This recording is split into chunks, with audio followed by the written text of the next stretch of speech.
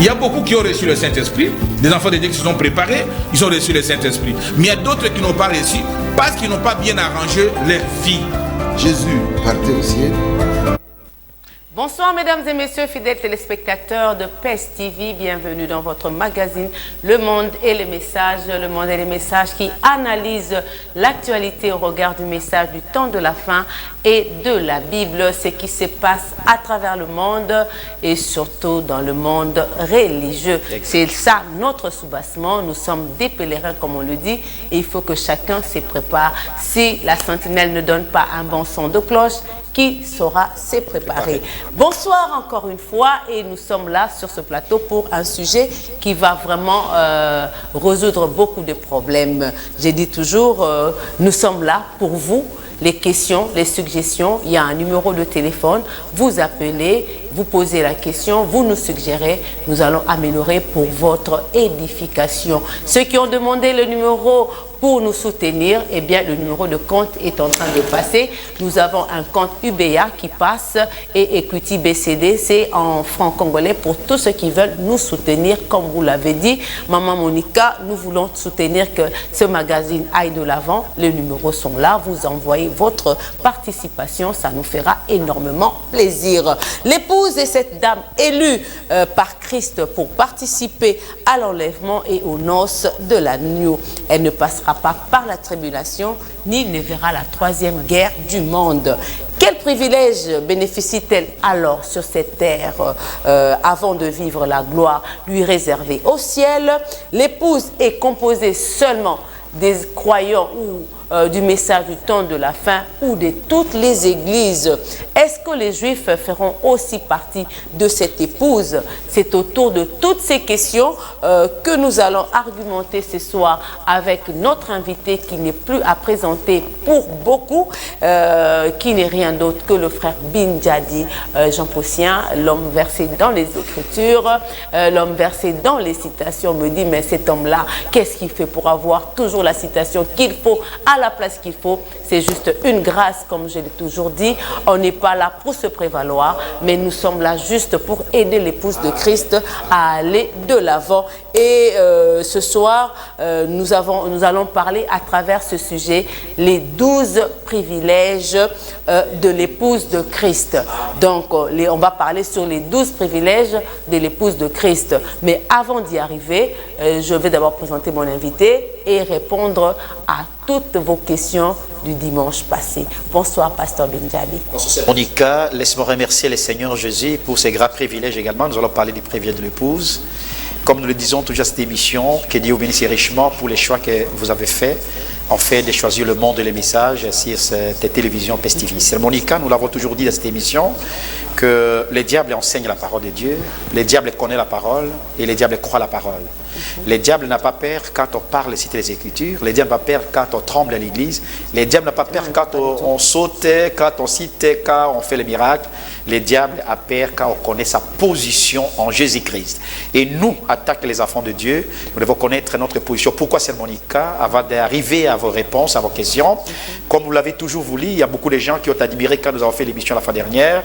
Ils ont dit, frère Bin, la fois passée, avec Monica, vous avez parlé le piège du diable. Nous l'avons toujours dit, pourquoi nous faisons cette émission? Parce que c'est un avertissement. Nous avons compris que les diables ont tendu les 7 principaux pièges, les femmes, les églises, l'éducation, le monde de la mondanité, les choses du monde, l'argent, la sorcellerie, les sciences occultes et surtout les réseaux sociaux. Ce sont les différents pièges que l'ennemi a tendus envers l'épouse et les chrétiens. Et nous avons le devoir, conforme à la parole de Dieu, d'avertir l'épouse en fait de ne pas tomber dans cela. Car l'épouse écoute cette parole, l'épouse doit se préparer parce que l'épouse doit être avertie. Dieu ne peut jamais juger quelqu'un s'il ne l'avertit pas. Il y a d'abord un avertissement, et puis il y a un jugement. Okay. Merci. Merci beaucoup à tous ceux qui nous appellent déjà. Il y a depuis Brazzaville, le 1693 à la fin. Merci beaucoup. Il y a quelqu'un qui me dit, on a oublié I. Oui, la régie, si elle peut voir. On a dit, vous avez oublié I dans privilège. Exactement. Ouais, merci beaucoup. Les gens nous suivent. Merci beaucoup. Je vois que tout le monde est en train de me suivre à la maison. Amen, amen. Merci beaucoup à à vous qui nous suivez et surtout pour votre attention. Oui. Merci aussi au 377 à la fin qui me fait savoir qu'il est, qu'il est avec nous en direct. Donc, merci beaucoup à la maison. Je commence par la question de la fois passée. Nous avons parlé sur... nous avons parlé plutôt sur l'épouse et le troisième pool. Donc, on a plus parlé sur le troisième pool. Exact. Et il y a eu beaucoup de questions. Les gens ont posé beaucoup de questions, mais que j'ai résumé en 6 grandes questions. Merci, Sœur Monique. Le frère Enoch, merci à vous, 1693 depuis Brazzaville. Merci. Je ne prends pas encore des appels. Permettez-moi de poser d'abord les questions des autres. C'est pas possible. Allô, bonsoir. Allô, bonsoir. En tout cas, je ne prends pas. Merci même beaucoup. 30 minutes, 20 minutes. Oui, laissez-moi. On expose d'abord. Tellement qu'elle a insisté. Et je voulais juste savoir c'est quoi son problème. Mais exactement. en tout cas, laissez-nous parler et je vous dirai quand est-ce que le téléphone sera ouvert pour toutes vos questions. Le frère Enoch nous demande ou veut savoir est-ce que l'âge de la Odyssée est-il terminé en 2022?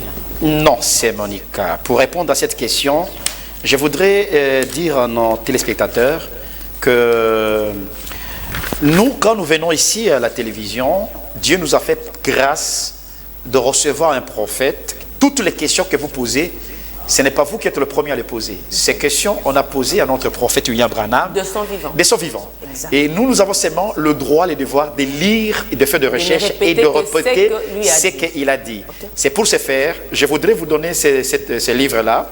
Et vous lisez maintenant vous-même COD, page 976.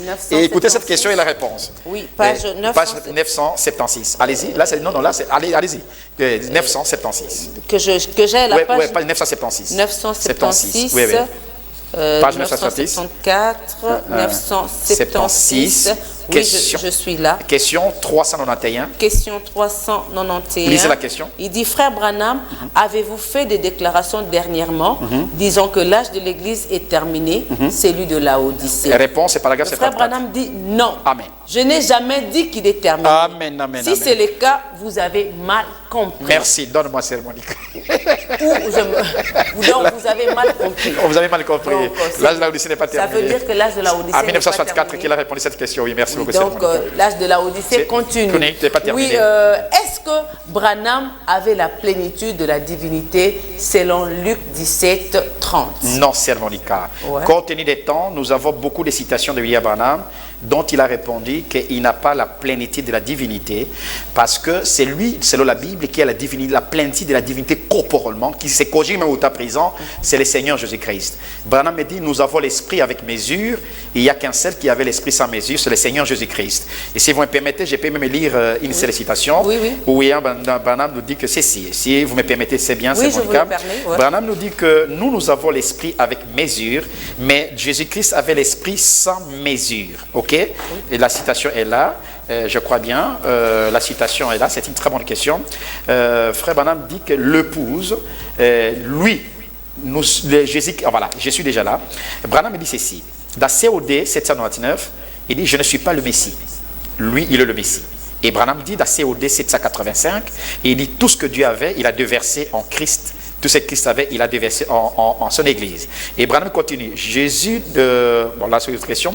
Branham me dit, rappelez-vous, Jésus-Christ était Dieu, nous ne sommes mais pas des dieux. Ça, une conférence, paragraphe 76.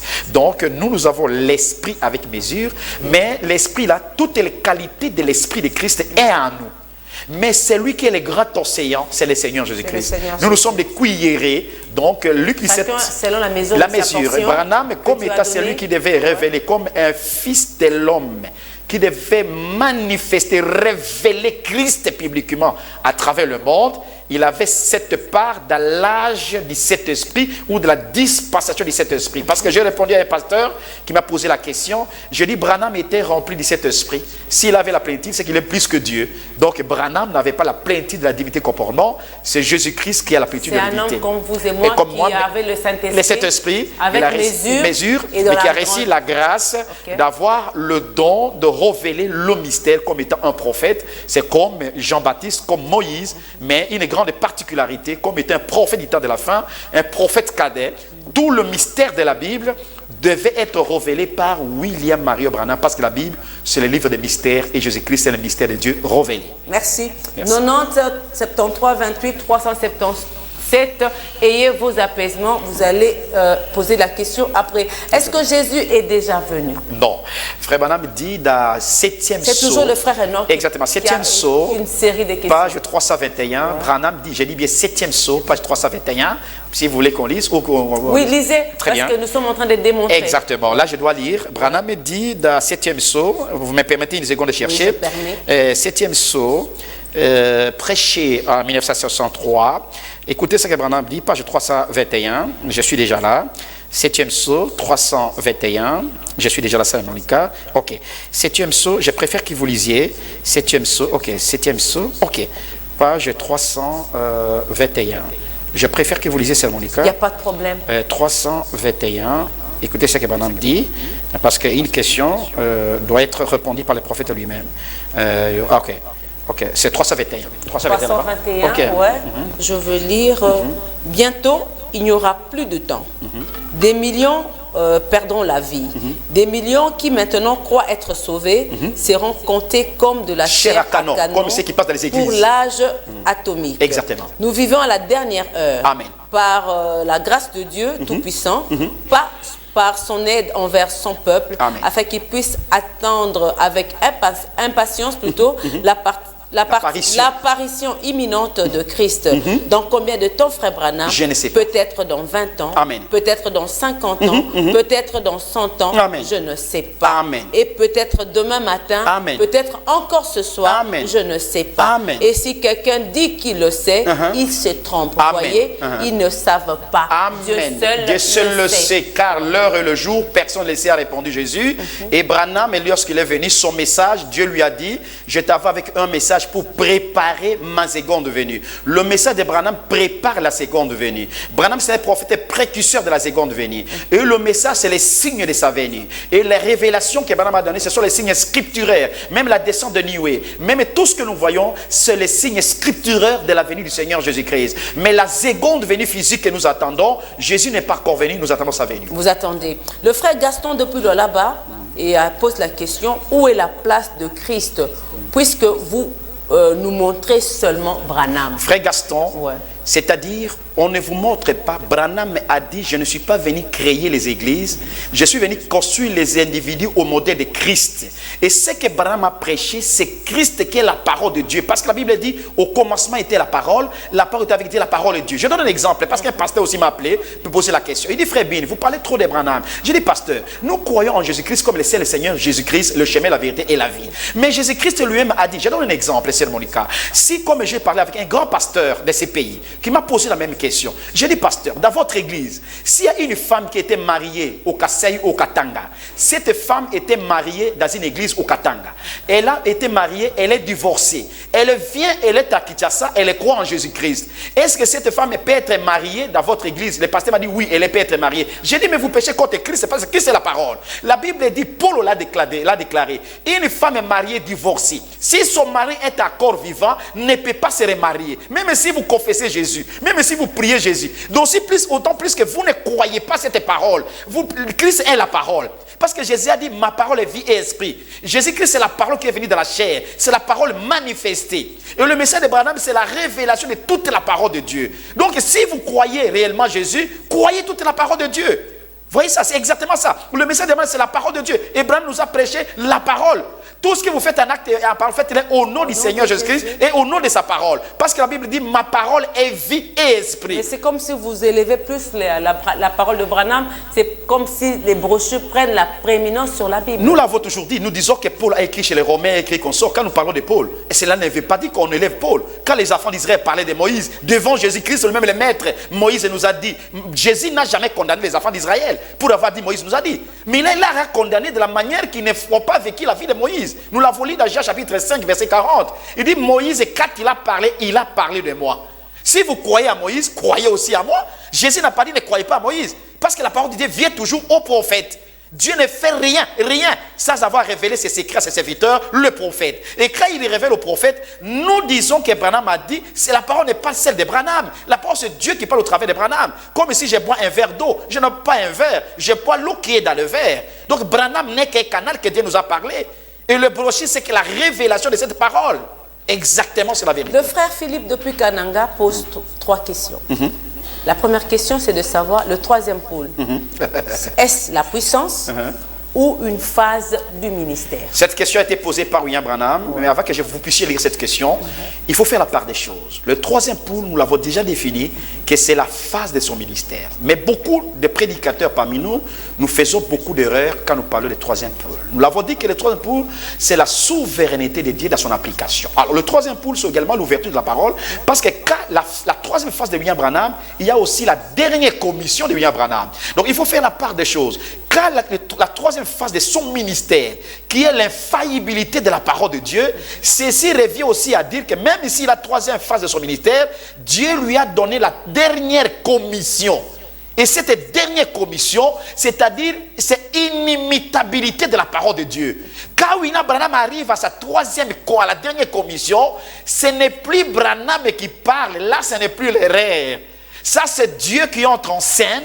Et tout ce que Branham dit pendant cet temps, surtout l'ouverture de la parole, ce n'est pas Branham, c'est Dieu qui descend, qui corrige même Branham. C'est ça. Donc c'est ce qu'on appelle le mystère de pierre de fête. Quand Paul est venu, Paul avait la fondation. Quand vous construisez... Paul avait la fondation de la maison, ma sœur Monica. Quand vous construisez la maison, la fondation, est-ce que la maison va rester seulement la fondation? Qu'est-ce qu'il faut? Il faut la toiture. C'est ce qu'on appelle la pierre de fête. Et la pierre de fête, c'est la toiture de la maison. Et le mystère de Branham vient coiffer la maison. C'est ça la pierre de fête. Alléluia. Alors, cette question a été posée, et c'est COD 776 que le frère a posé. Merci, bien-aimé, frère, mais je voudrais que Sœur Monica nous lise, c'est qu'un ami aussi a posé autant de William Branham. Ces livres que nous lisons, COD, ce sont des questions condensées qu'on a posées au temps de William Branham. 776, j'ai dit, Sœur Monica. 776, voilà. Oui. Comme on a posé cette question, lisez cette question, même une petite réponse. Merci. En bas, là. Vous avez dit voilà, là-bas. Ici. Ok, la question, lisez la question d'abord. La question, le troisième pôle, est-ce de prononcer la parole? Il semble tout à fait possible que vous prononciez la parole et que quelqu'un soit complètement et entièrement restauré et rendu totalement prêt pour l'enlèvement. Réponse, lisez. Dans la réponse, maintenant, mon cher ami, vous voyez, bon, je pense que vous avez-vous là une déclaration valable? Oui, monsieur, c'est bien exact.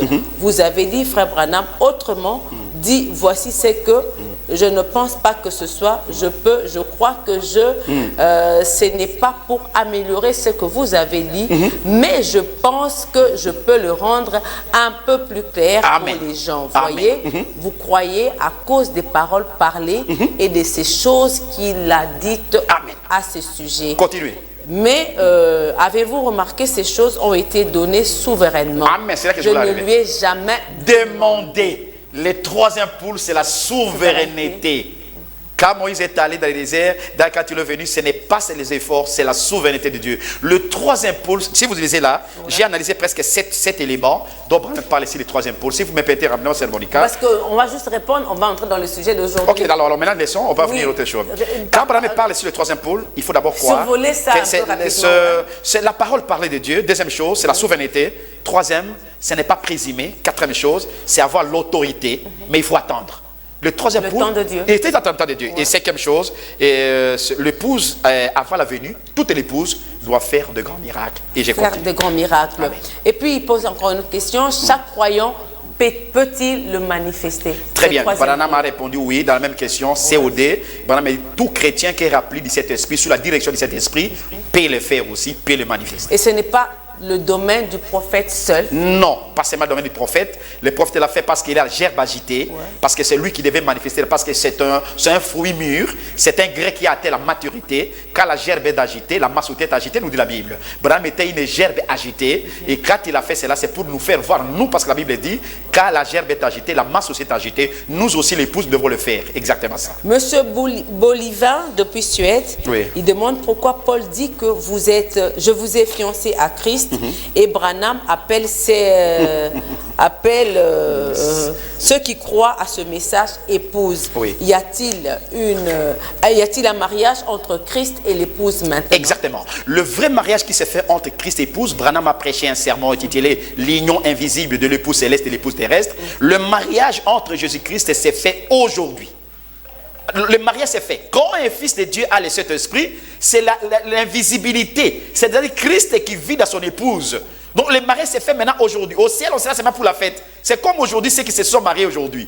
Ils se sont mariés aujourd'hui, mais quand on s'est marié, la fête sera plus tard. Donc le mariage entre Christ et son épouse s'est fait aujourd'hui. Si vous n'êtes pas marié aujourd'hui, Christ ne vous connaît pas comme son épouse. Merci beaucoup, frère. Paul a parlé de la fiancée, mais au temps de la fête, parce que l'épouse doit être une épouse parole. Jésus-Christ était la parole de Dieu. L'épouse doit être l'épouse parole de Dieu. C'est pourquoi le mariage s'est fait aujourd'hui. Une très bonne question, merci. Que représente le voyage du pape François en RDC en général et pour les chrétiens en particulier? Beaucoup de gens m'ont posé, des frères et des sœurs, beaucoup de gens m'ont appelé pour poser cette question. Soyez apaisés, je voudrais vous faire une petite démonstration. Frères et sœurs, je n'ai pas de problème avec pasteur François. Je n'appelle jamais pape. N'appelez personne pape. Le pasteur François arrive dans notre pays le 31 janvier, le mardi prochain en 2023. Cette visite, c'est une visite de malédiction. Wow. C'est une visite de tentation. C'est une visite de problèmes. C'est un grand ténèbre. Et écrivez à partir d'aujourd'hui, retenez ce que je vous dis. Le Congo va sceller son sort le plus ténébreux pour avoir reçu le pape. Je vais démontrer c'est mon cas. Pourquoi? Depuis qu'il a été nommé, depuis 2013 jusqu'à aujourd'hui, le pape effectue le 40e voyage en RDC. Le chiffre 40, c'est la tentation. Ce voyage, c'est un voyage de tentation. Deuxième réponse. Depuis que le pape est nommé en Afrique, le Congo, le pape arrive le 9e voyage en Afrique. Le chiffre 9, c'est la confusion. Donc le Congo entre dans son ère de la confusion. Parce que le chiffre 9, c'est la confusion. Et 9e fois, il vient au Congo. Troisième démonstration. Depuis 1985, que le dernier pape Jean-Paul II est arrivé au Congo, jusqu'à aujourd'hui, ça fait 38 ans. Retenez bien ça, Monica, 38 ans. Depuis 1985, aujourd'hui, ça fait combien? 38 ans. Prenez pape, la lettre P a 16 lettres, la lettre A a une lettre, chiffre P 16, A 1, P 16, ça fait 17, 32, et 5, 33, c'est 38. 38 plus 38, ça fait combien? 76. 7 plus 6, ça fait 13. C'est la bête qui vient visiter le Congo. Merci. No comment. No comment. Et dernière réponse. Il arrive aussi à 15h. Jésus était mort à 15h. C'est la 9e heure de la journée. Donc, c'est la mort spirituelle. Et toute personne qui sera accompagnée. Je n'ai pas de problème avec l'église catholique. Comprenez-moi bien. Je suis en train de démonter. Parce que chaque fois que le pape arrive aux États-Unis, c'était les ténèbres. Quand il est arrivé à 63, après 60 ans, en Israël, c'était les ténèbres. J'ai la démonstration de William Branham. Et quand le pape arrive au Congo, c'est les ténèbres aussi. Et toute personne, association, église qui sera accompagnée, je le parle comme serviteur de Dieu, je sais que les gens me cherchent pour me condamner, mais je vous dis la vérité, vous êtes dans les ténèbres. Merci beaucoup. Pourquoi Branham est-il le seul prophète pour vous? Que dites-vous des autres? Nous disons sur base de la parole de Dieu parce que dans Apocalypse chapitre 1er, il n'y a que 7 messagers qui étaient entre les mains de Dieu. Quand Jésus était en train de marcher dans l'âge, pendant 2000 ans de l'ère chrétienne, Jésus était en train de marcher dans les chandeliers, dans les chandelles, il y avait que 7 messagers, 7 étoiles, qui sont les 7 messagers que Jésus a traités avec l'église des nations. Nous les nations, Dieu a envoyé 7 messagers. Et les premiers messagers, c'était le prophète Paul, et le dernier messager, c'est William Mario Branham. Il est le dernier prophète messager parce que la parole de Dieu vient toujours au prophète. Jésus est à la parole, il se révèle. La Bible dit, Dieu ne fait rien sans avoir révélé ses secrets, c'est le prophète. Et aujourd'hui, les livres d'Apocalypse, les livres de Genèse, que les catholiques et les autres églises ne veillent pas, Dieu a donné la capacité, la possibilité à William Branham de révéler ses livres. Et Branham, c'est un prophète qui révèle. Nous avons parlé avec vous, le pacte de la révélation. Et cet pacte, c'est William Branham qui nous révèle, parce que la révélation vient au prophète. Et quand Branham révèle cette parole, c'est l'épouse qui reçoit cette parole de la révélation, en fait de donner l'épouse la foi de l'enlèvement. Et toute personne qui viendra le contraire de cette révélation, c'est une personne fausse qui ne marche pas avec la parole de Dieu. Pourquoi vouloir toujours se marier entre vous? C'est une question de l'église Liloba.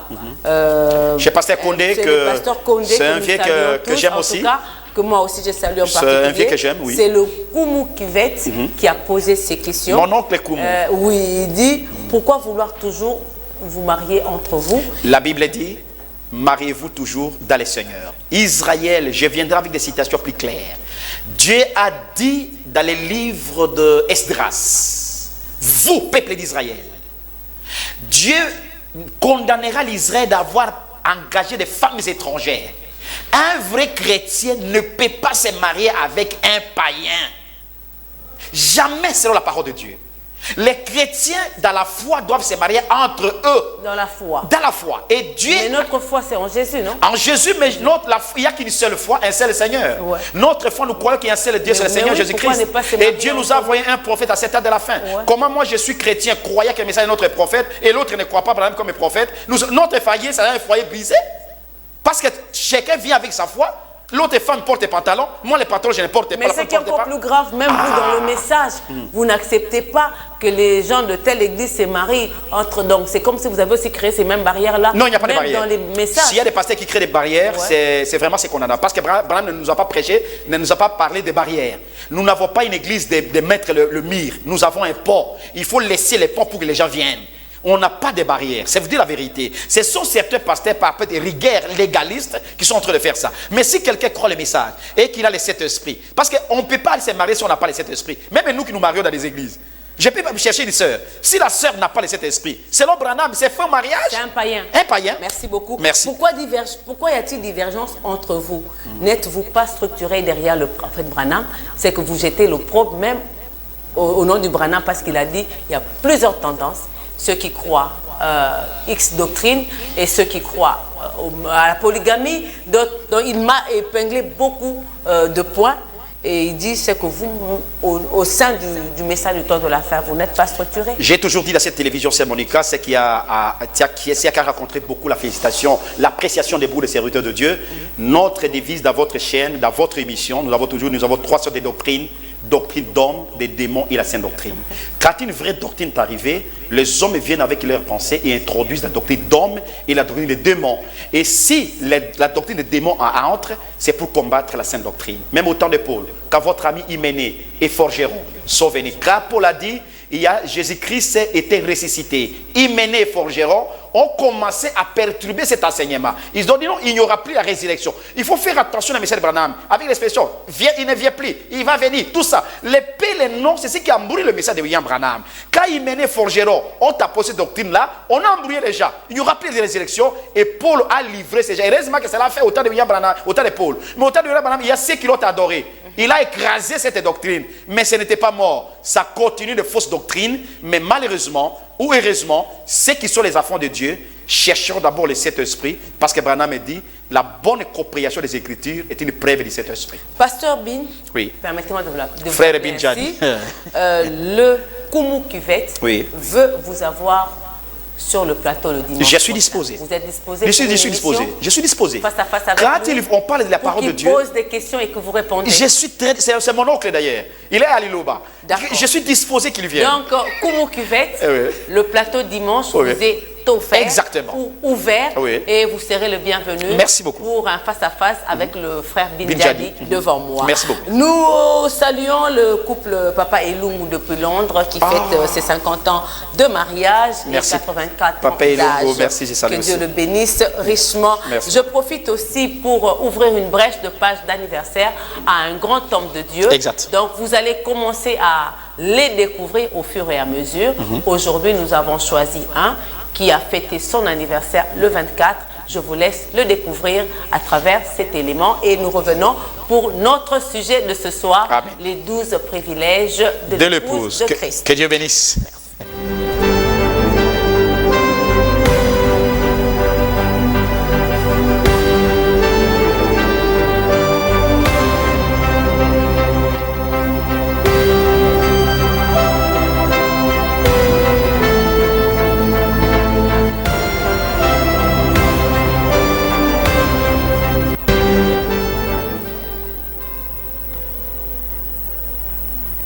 Le révérend Baruti Kasongo Bin Jadi Léonard.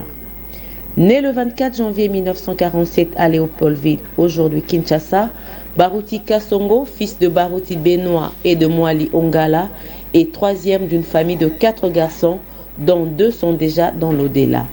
Marié à Alphonsine Bazenga Boula depuis bientôt 51 ans, Il est père de 4 filles et 3 garçons, dont l'un est déjà dans l'au-delà. Croyant du message du temps de la fin prêché par le prophète de Dieu William Marion Branham depuis 1974, Baruti Kasongo est l'un des pionniers de ce message qui a su faire sortir le Dieu de Branham de l'histoire par de signes, miracles et prodiges à travers diverses campagnes d'évangélisation, à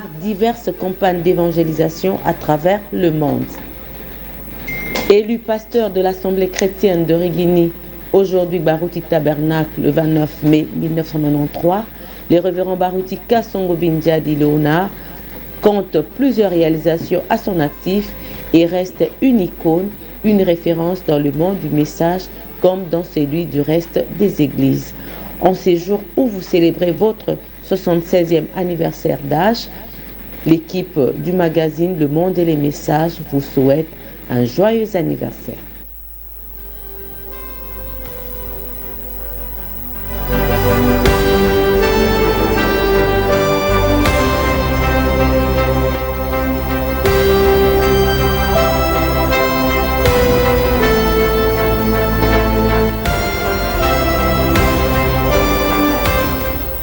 Pasteur Binjadi. C'est Monica. Bon anniversaire à un grand homme de Dieu. Un grand serviteur de Dieu que j'apprécie. Je suis comme Timothée au pied de ces grands serviteurs de Dieu. Ouais.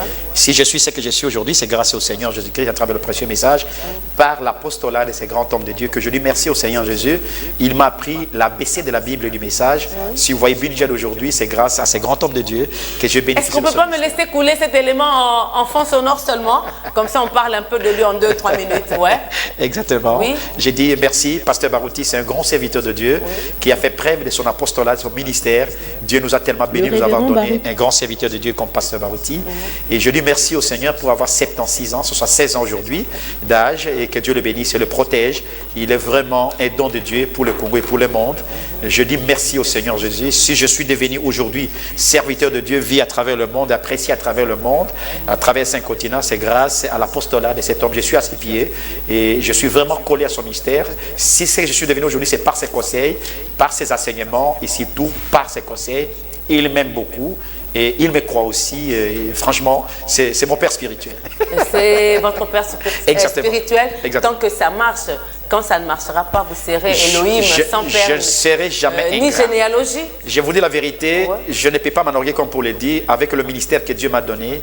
Si je ne suis pas sincère et honnête et que je vais avoir une église, je peux en avoir.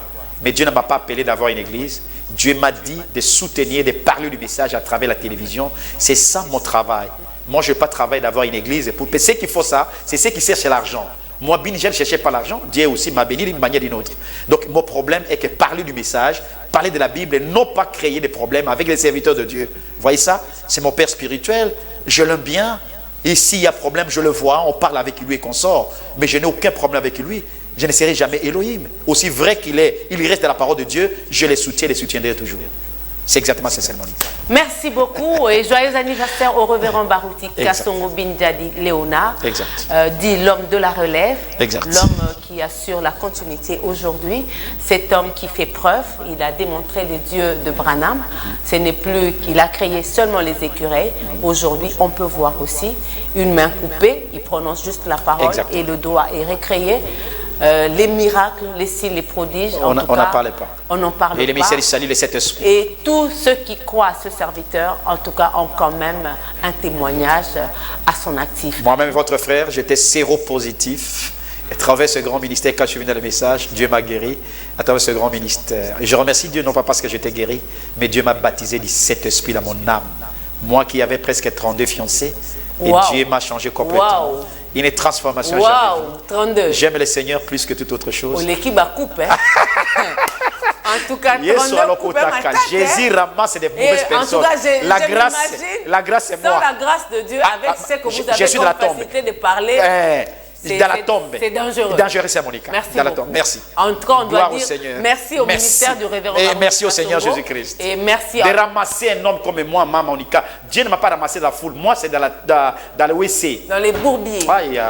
Jésus, tu es bon. Jésus, merci. Merci beaucoup. C'était juste une parenthèse. Merci, Sœur Monica. En tout cas, on devait l'honorer. Merci. Et je profite aussi pour présenter un joyeux anniversaire au révérend Jean-Baptiste Soumbela, qui a fêté aussi son anniversaire. Je l'aime beaucoup. Oui, on parlera de lui le dimanche prochain. Merci beaucoup. Et on revient à notre sujet de ce soir, les 12 privilèges de l'épouse de Christ. Exactement. L'épouse, cette dame élue par Christ pour participer à l'enlèvement et aux noces de l'agneau, a des caractéristiques et des privilèges aussi. Exactement. D'entrée des jeux, qui est l'épouse de Christ? Très bien, une bonne question, ça, Monica. J'aime bien ça parce qu'il y a beaucoup de pasteurs qui me posent cette question. Jésus, notre Dieu, avait tous les attributs. Et au temps de la fin, le dernier des derniers attributs de Jésus, c'est l'époux. Jésus est le Père. Jésus est le Fils. Jésus est le Saint-Esprit. Jésus est notre grand frère. Jésus est notre ami. Il est conseiller. Il est avocat. Il est tout. Il est roi. Il est tout. Mais au temps de la fin, Jésus doit avoir un attribut qui est appelé époux. S'il a l'époux, il est l'époux plutôt, il doit avoir une épouse. Et il est dit dans Apocalypse chapitre 19 que l'épouse et l'esprit dit viens Seigneur. Jésus doit avoir une épouse. Et l'épouse n'est pas autant de Paul. L'épouse n'est pas autant d'Irénée. Parce que l'épouse doit avoir le caractère de l'époux. Et à ce temps de la fête, pour bien comprendre cela, il faut marier Isaac et Rebecca. Voyez ça? Isaac était le fils d'Abraham. Jésus est le fils de Dieu. Et Rebecca était la femme d'Isaac. Et au temps de la fin, Jésus doit avoir une épouse parole. Et l'épouse, la vraie caractéristique de l'épouse, c'est celle qui est la chair de la chair, os des os de Jésus-Christ. Quand Jésus était mort à la croix, le sang et l'eau qui étaient sortis, c'était l'épouse. Quand Dieu a créé Adam, Ève était sortie par l'opération de la côte d'Adam, mais cette épouse-là était tombée au jardin d'Éden. Et quand les jours de la Pentecôte, cette belle épouse qui était sortie de la Pentecôte à la 33, vers le conseil de Nicée, l'église catholique a endoctriné et enceinté l'église de Jésus par les doctrines et les démons, les enseignements mensongers. Et au temps de la fin, après 1400 ans d'ère de ténèbres, à l'an 1520, quand il était revenu, l'épouse a commencé comme une herbe, c'est comme on appelle comme le bleu. Et l'épouse a commencé maintenant à germer. C'était la tige, c'était les petits consorts. Mais au temps de la fin, l'épouse devait les graines. Quand vous voyez les graines du commencement et les graines de la fin, c'est la même chose. Donc l'épouse, c'est la photocopie ou la réalité de la parole. Pour aller encore dans la nature, quand on regarde le soleil, on regarde la lune. La lune reflète la lumière du soleil à l'absence du soleil. Donc c'est comme le soleil et la lune, c'est que l'épouse et le Seigneur Jésus-Christ. Est-ce que cette épouse est seulement composée des croyants du message du temps de la fin ou de toutes les églises? Parce que tout le monde se dit être épouse. C'est Monica. D'abord, William Branham nous parle d'un mystère. Quel est-il? Branham dit parmi les 18 ou 24 mystères qu'il a révélés, parler de l'épouse c'est un mystère. Et je vous ai toujours dit, on ne peut pas parler de mystère, c'est un mystère, ça constitue William Branham. Donc aujourd'hui, appeler l'épouse, ce n'est pas toutes les églises. Nous avons donné la différence entre l'église et l'épouse. La vierge est sage et la vierge endormie. On parle endormie, c'est-à-dire, nous avons parlé endormissement. Mais il y a une vierge endormie, cette vierge endormie peut être appelée l'épouse parce qu'elle n'a pas la parole. Elle a seulement la parole de l'église et la parole des serviteurs de Dieu. Mais l'épouse est la parole de l'époux. L'épouse est la parenté de l'époux. Quand Isaac s'est marié avec Rebecca, Rebecca était la parenté d'Isaac. Abraham et sa femme, comment s'appelle? Sarah était la parenté d'Abraham. L'épouse doit être la parenté de l'époux Jésus. Or, Jésus est la parole. L'épouse doit être la parole. Alléluia. Est-ce que les Juifs feront aussi partie de cette épouse? C'est un mystère aussi. Parce que l'Israël était dans comment on appelle ça? Dans l'aveuglement. Pour que Dieu puisse nous sauver, nous les nations, Dieu a aveuglé Israël. C'est pas Israël a tué le Messie. Maintenant, Israël, tout au long de ces 2000 ans d'ère chrétienne, selon William Branham et selon la Bible, Dieu a aveuglé Israël. Il faut faire attention, même nous, dans les messages, nous faisons confusion. Il faut faire la différence entre Israël, ça on va parler l'autre jour, Israël et Juifs. C'est Israël qui est tombé dans l'aveuglement. Mais tout au long de ces 2000 ans d'ère chrétienne, les Juifs font partie, quelques Juifs qui croient en Jésus-Christ font partie de l'épouse jusqu'à cet âge ici. Il y a des juifs qui croient le message, qui croient Jésus. Même l'âge pentecôtiste, il y a des juifs qui étaient devenus des pentecôtistes, qui étaient convertis dans le christianisme, que nous serons ensemble avec eux dans les airs. Mais il y a certains juifs qui sont des martyrs tout au long des âges. Il y a des juifs aussi, 144 000 qui seront sauvés, et ainsi de suite, par les deux prophètes. C'est exactement. Il y a certains juifs réellement, mais pas tout Israël. Pas tout Israël. Exactement. Quel privilège bénéficie l'épouse sur cette terre avant de vivre la gloire lui réservée? Le plus grand privilège que l'épouse vit sur cette terre, c'est l'amour infaillible et sa fin qu'elle bénéficie de la part de son époux. Comme nous l'avons écouté aujourd'hui à l'église, Romains chapitre 9, qui peut accuser l'épouse. L'épouse n'est pas la volonté de l'homme, c'est la volonté de son époux lui-même. Le plus grand privilège, c'est l'amour et la grâce infinie, la grâce souveraine que l'épouse bénéficie de la part de son époux. C'est ça le plus grand privilège. C'est le plus grand privilège. Exactement. Et quels sont ces 12 privilèges rapidement dont l'Église bénéficie? Est-elle bénéficiaire aujourd'hui? L'épouse, pas l'Église. L'épouse de Christ est-elle bénéficiaire aujourd'hui? Les 12 privilèges, oui. Il faut d'abord savoir, c'est Monica, un privilège, c'est une faculté accordée à un particulier ou à une communauté. Faire quelque chose ou de jouir de quelques avantages. Ce sont les avantages de l'époux, oui. De l'épouse plutôt. Je peux rapidement aller? Oui, oui. Le premier privilège de l'épouse, l'épouse verra Jésus face à face. Verra Jésus face à face. Car le repas est disposé pour elle. Elle le mangera, boira, ça va s'asseoir avec son époux, qui est le roi des rois. Luc chapitre 22, verset 30. Deuxième privilège, l'épouse ne mourra jamais, car son mari était mort à sa place. Jean 11, verset 6. Troisième privilège, l'épouse ne sera jamais jugée. Ne sera jamais jugée, car son époux a été jugé. Jean 5, 24. Quatrième privilège, l'épouse est éternelle, héritière, elle est toute puissante. Cinquième privilège, l'épouse est épargnée de la marque de la bête. L'épouse n'aura jamais la marque de la bête et ne passera jamais par la grande tribulation. Sixième privilège, l'épouse est invincible, intouchable, et ne sera jamais dans la confusion et ne sera jamais séduite. Alléluia, j'aime bien ça. Car elle a la protection de son époux. Septième privilège, l'épouse et les autres âges qui étaient morts seront ressuscités à la première résurrection et tous nous serons enlevés. Huitième privilège, l'épouse sera avec son époux dans la fête des noces, dans les airs, pour faire 3 ans et demi avec son époux. Alléluia.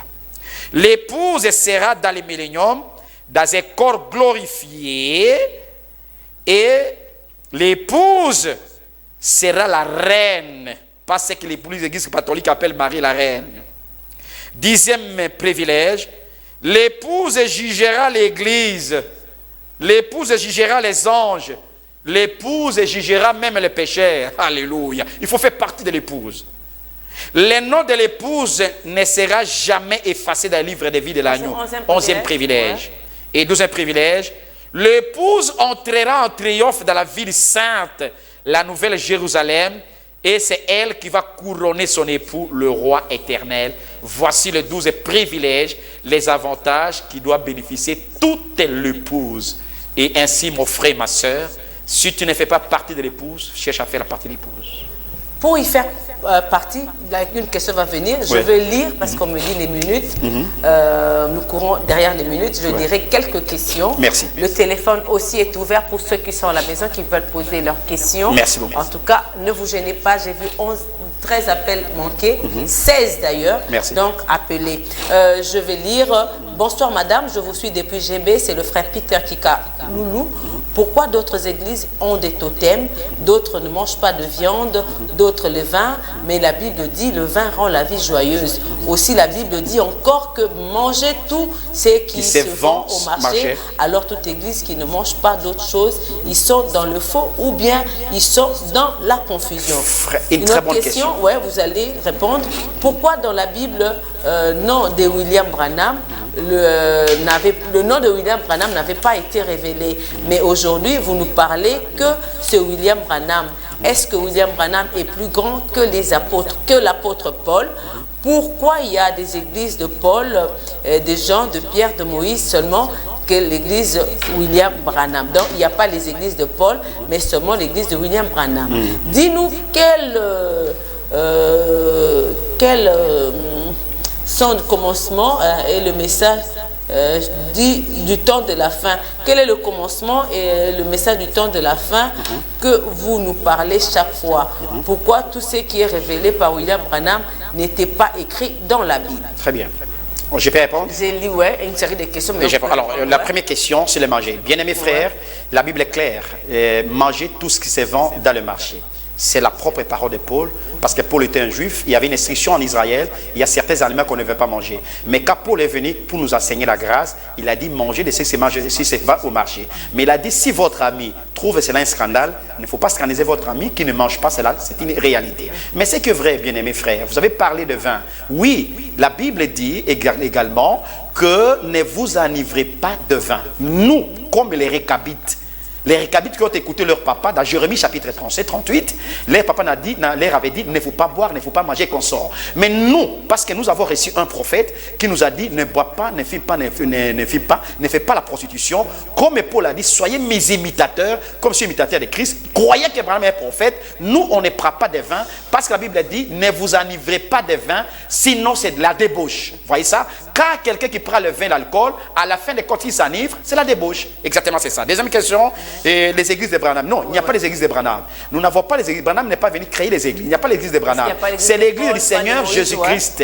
C'est l'église du Seigneur Jésus-Christ dont nous prêchons le message de Branham, comme au temps de Moïse, on prêchait Moïse dans les synagogues. C'est exactement ça la vérité. Troisième question, c'était quoi? Il parlait de... Attendez, je vais revenir. Troisième question.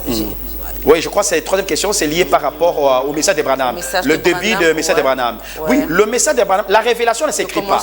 Jésus a dit ceci, Père, je te loue d'avoir caché ces choses. Son nom n'est pas révélé dans la Bible, ni non, ce qu'il a dit. Dieu n'écrit jamais les noms de ses envoyés dans la Bible. Quand Dieu a envoyé Jésus, Dieu n'a pas écrit les noms de Jésus dans la Bible. Il a dit, un enfant nous est né, un fils nous est donné, on l'appellera admirable. Il n'a pas mis les noms de Jésus. C'est l'ange qui est venu parler à Marie, qui la face appelle Jésus. Quand Jean-Baptiste est venu, on n'a pas mis le nom de Jean-Baptiste, mais on met le ministère de la personne.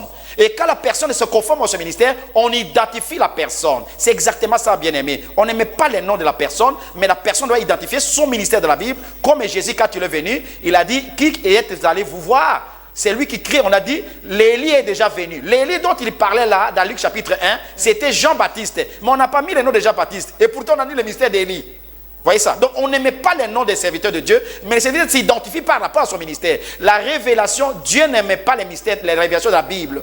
La révélation se révèle par les prophètes. Parce qu'Amos 3,7 dit, Dieu ne fait rien sans avoir révélé ses secrets à ses serviteurs, le prophète. Allô, bonsoir. Allô, bonsoir. Oui, bonsoir.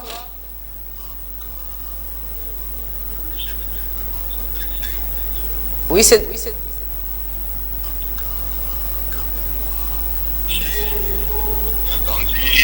J'ai suivi beaucoup d'émissions, mais il n'est pas encore tard pour lui de se repentir. C'est le moment de faire le choix. Puisque le mélange qu'il est en train de faire, c'est très dangereux. Je le vois, il parle très bien, le français tout consort comme un professeur, mais ce qui est important, c'est le Saint-Esprit. C'est le Saint-Esprit. Tu peux parler, tu peux employer des gros mots, tu peux faire tout ce que tu peux faire. Mais sans la présence du Saint-Esprit, vous n'êtes rien complètement. Donc il faut le Saint-Esprit. Ce n'est pas encore tard de faire les choix. Puisque le Dieu là qui nous est en train de faire comparaison avec un humain, c'est très dangereux pour lui, même pour sa famille aussi. C'est très dangereux. C'est le moment qu'il voit, qu'il prie. Dieu va faire tous les moyens de lui montrer le vrai chemin. Le vrai chemin. Amen. Donc ce qu'il fait là, c'est pas le vrai chemin. Qu'est-ce qu'il dit, le vrai chemin? Ce que vous faites là, parler au nom du prophète, c'est pas le vrai chemin, c'est trop dangereux. Ce qui est essentiel, c'est le Saint-Esprit. Mais comment vous allez avoir le Saint-Esprit si vous n'avez pas la parole de Dieu? Chers frères, on ne peut pas jamais avoir le Saint-Esprit sans la parole de Dieu. Le prophète a parlé la parole. Jésus a dit, vous devez naître de nouveau d'eau et d'esprit, c'est la parole de Dieu. Nous devons avoir la parole. N'ayez pas peur de la parole, mon frère. Bonsoir. Oui. Bonsoir. Bonsoir, on vous écoute. Vous m'écoutez? Oui, oui. Oui, moi je voulais dire ceci. Oui, on vous écoute. Ce que le pasteur dit, c'est l'exacte vérité. Ce que le pasteur dit, c'est l'exacte vérité. Que Dieu te bénisse. Oui, oui. Merci beaucoup. La vérité, on ne peut pas faire des compromis. Ça demande seulement de croire. Oui, ça, il n'y a pas de compromis. Merci beaucoup. Moi, je ne peux pas faire des compromis avec ce que le prophète a dit. Jamais. Merci, je peux lire. Allez-y. Bonsoir, maman Monica et papa Binjadi, que Dieu vous bénisse richement. Merci. Je vous suis depuis la commune de Bandalungwa, précisément au camp Kokolo. Que Dieu vous bénisse. Merci. C'est le frère Lengo Massoni, héritier, Merci. qui vous bénisse richement pour le grand travail que vous faites. Priez pour nous. Quel est le message du début pour arriver à la fin? On me dit qu'on est à la fin. Je prends juste les appels, les questions. On va répondre le dimanche prochain. Merci beaucoup. Allô, bonsoir, c'est le dernier appel de ce soir. Allô, bonsoir. Bonsoir. Oui, bonsoir. Bonsoir, madame. Bonsoir. Papa David est là. Pardon? Le chef, c'est Papa David. Est-ce qu'il est là? Papa? Camille. Non, mais vous êtes trompé de numéro. Merci beaucoup. Frère Binjad, qu'est-ce qu'on peut retenir ce soir des 12 privilèges de l'épouse de Christ? Il y a différence entre l'épouse et l'église, nous l'avons bien dit. Oui. Mais quand Dieu donne un avantage à l'épouse, même moi qui suis marié avec ma chère épouse, Mimi à la maison, elle a des avantages que mes petits frères n'ont pas, que les autres n'ont pas. Les avantages de l'épouse, nous avons parlé de 12 avantages spécifiques de l'épouse. Oui. Et c'est lui ou celle qui peut faire partie de cette épouse, c'est la personne qui doit avoir ces avantages-là. Nous l'avons normalement énuméré. Suivez l'émission, si vous avez des questions, posez, nous allons vous répondre. Il y a des avantages spécifiques pour l'épouse du Seigneur Jésus-Christ. Tout celui ou celle... C'est votre bien-aimé frère Gilles de mon pays. Ah, merci beaucoup, frère Gilles. Je profite sur votre micro, Monica, de souhaiter mes meilleurs vœux, meilleurs joyeux anniversaires. Aïe. Ah, merci beaucoup. Donc, l'épouse a beaucoup d'avantages. Oui. Il faut être membre de l'épouse, croire ces précieux messages pour avoir tous ces avantages. Au cas où vous ne croyez pas cette parole, vous n'aurez jamais ces avantages. On n'aura pas Jamais. d'avantage tant qu'on ne croit pas à ce message. Merci beaucoup. Merci beaucoup. Merci. J'ai pratiquement 24 messages. Nous allons répondre. Des appels manqués. On continue à m'appeler. Merci mais beaucoup. Le temps, répondez-moi la dernière si on peut nous faire privilège la dernière. en tout cas, on me dit de chuter. Merci beaucoup. On se dit au revoir pour ce soir. Merci beaucoup. On se retrouvera le dimanche prochain. prochain. Je vais répondre à toutes vos questions. Exactement. Et aussi continuer sur les 12 privilèges. Là, peut-être qu'il va parler, comme un frère m'a dit, qu'il parle point par point. Exactement. Donc, il va le faire le dimanche prochain. Merci beaucoup. Au revoir. Au revoir. Que Dieu bénisse. Merci beaucoup, frère Bi. C'est moi qui vous remercie à Monica. Merci à la grande équipe qui m'a accompagné ce soir. Merci. Tenu par les mains de maître. J'ai salué l'épouse à travers le monde. Richard, ouais. Soyons prêts, Jésus revient bientôt. Au revoir. Merci. Et à la prochaine. À la prochaine. Merci.